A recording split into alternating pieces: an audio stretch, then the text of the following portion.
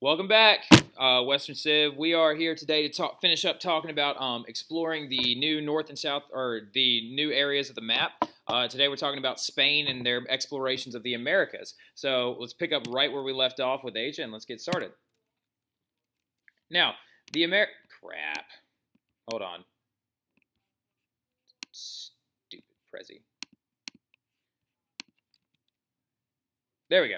Now, all right. Now, the Americas, after the Columbus landed, he is going to drastically start this chain reaction that's going to affect the lives of the native people, and as well as the entire course of Western civilizations as we know it.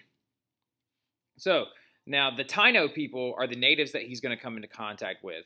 They're in the Caribbean. They're going to welcome Columbus. Remember, we talked about this earlier. They're going to welcome Columbus with open arms. The relationships, though, are going to go completely downhill when the Taino people refuse to accept Christianity. Okay? So, now, this is usually kind of a downfall of exploration, is that the aspect of religion is going to really hurt the native people.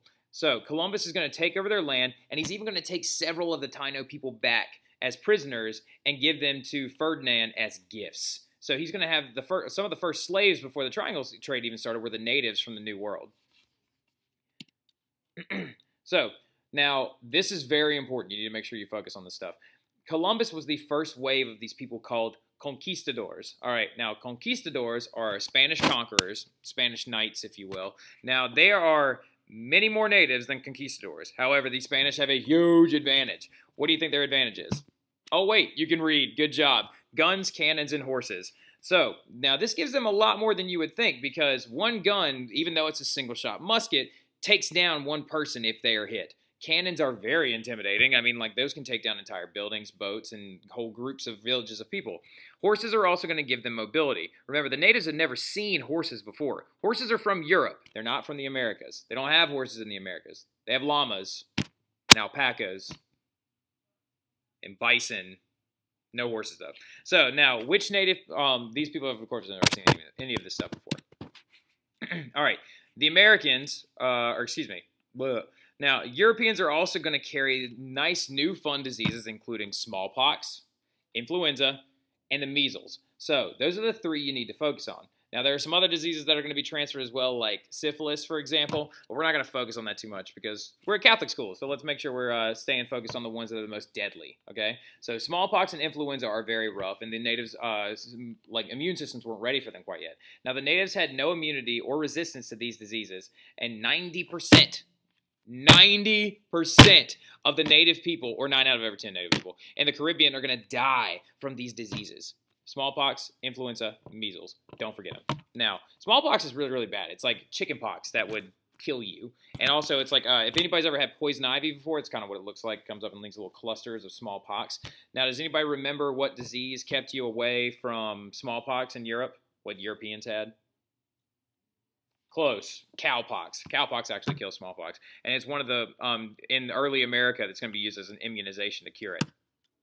But don't worry, we still have smallpox in a petri dish if you want to go see it in Washington, D.C. So, the Spanish are going to be told by others, though, that there's a massive amount of gold in Mexico and Central America, which, don't tell anybody, was actually very true. So, Hernan Cortez, huge meanie, is going to land in Mexico in 1519 with the intent of conquering all and claiming the riches for Spain.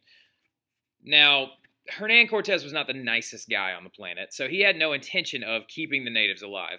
Now, Cortez headed towards Tenochtitlan, which was the Aztec capital, okay? So there are the Aztecs, the Mayas, and the Incas. Those are three very important native groups that the Spanish are going to come into contact with.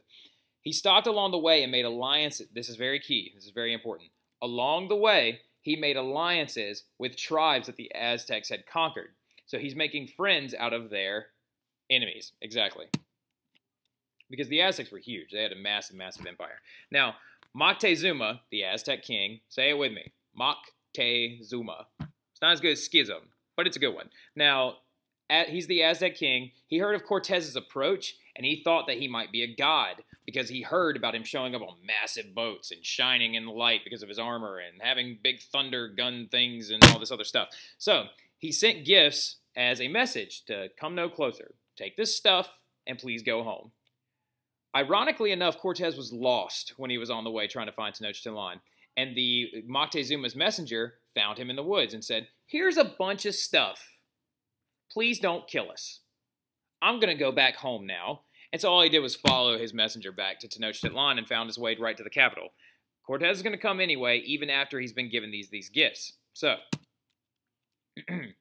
Moctezuma is going to welcome Cortez at first. He's like, "Oh, God, this guy's here, so I guess we should probably be friends for now." All right, so the first thing the Spanish is going to try to do was, of course, convert the Aztecs to what? Christianity. The Aztecs are going to resist because they had already had their own polytheistic religion for thousands and thousands and thousands of years, but the Spanish decided that, we have an Inquisition, we might as well convert everybody on the planet. Now, Cortez took Moctezuma as a prisoner to gain control of his gold and his treasure. Now, luckily enough, though, the Aztecs are going to defy the odds, and they're going to fight the Spanish completely out of Tenochtitlan. But they are going to lose Moctezuma in the process, and he's going to die. However, Cortez came back with native allies that he had made along the way. Remember, we talked about that a second ago. He made friends with the Aztec the Aztecs' enemies. He comes back with all of them, and then he completely destroys Tenochtitlan. This was possible also because smallpox had recently killed like a lot of the Aztecs. And I also just realized I completely misspelled recently. That's supposed to be a C. All right. Now, go away. All right, so the Spanish adventurer also, another one's going to show up. So we have Cortez already. We've got Columbus, right? The third one we're going to talk about right now, his name is Francisco Pizarro. Now, he wants to take over the Incan people. Can anybody guess what country the Incan people were from? Current day, anyway. I'll give you a second. Ooh, close, but I'm pretty sure Jocelyn Dillon got it right. That's right, Peru, okay? Everybody else was wrong, though, because you're not that smart. All right. Now, the Incas were very low in numbers after just fighting a huge civil war, which is a war inside of your own country. So, King Atahualpa refused Christianity the second Pizarro showed up, and he also refused to be controlled by the Spanish. He said, "We can work together, but you're not going to take all of my stuff." Now, the Incas they were a very prosperous empire. If anybody's ever seen Machu Picchu before, that's excuse me, Machu Picchu is their capital. They had a very, very deep culture. Emperor's New Groove is actually somewhat sort of kind of right because they did appreciate llamas. They used them all the time, them and alpacas as pack animals. They made an empire out of the jungle, which was a very dangerous area. Also, the Incans had already learned how to perform brain surgery and even use anesthetics. But of course the Spanish are just going to wipe them out. So we're going to not have anesthetics or any kind of complicated surgeries for several hundred more years. Thanks, established countries in Europe. We appreciate it. Now, the Spanish is then going to, though, kill thousands of Inca, and they're going to demand a ridiculous ransom for Atahualpa. So remember, Pizarro takes Atahualpa hostage. He then demands a ransom for him. And then what's going to happen, though, is the Incas are going to pay for it. They paid for his ransom. And then what Francisco Pizarro is going to do is going to stab Atahualpa through the back on the stairs of his own house and then kick him down the stairs. Like, it's kind of messed up. So, as you can tell, the Spanish had no intention of making friends when they got there. Lastly, though, the effects of the Spanish. The Spanish are going to set up these huge gold and silver mines, and they're going to use the new wealth to become Europe's richest and strongest power at the time. After exploring... Go away, Dean! I was told to get the stick back. Go away. Leave the stick. I stole it fair and square. Go away. Go away, Dean. All right, so... Now, the native populations were wiped off the earth, and the survivors are going to have no choice but to convert or concede. So, we're going to talk about, on the next flip, the effects of the Spanish conquering when it comes to colonies and the Sugar Islands and them setting up new communities in the New World. But we'll get to that tomorrow. Y'all have a good evening. I'm going to be checking these notes tomorrow, and I hope y'all enjoyed.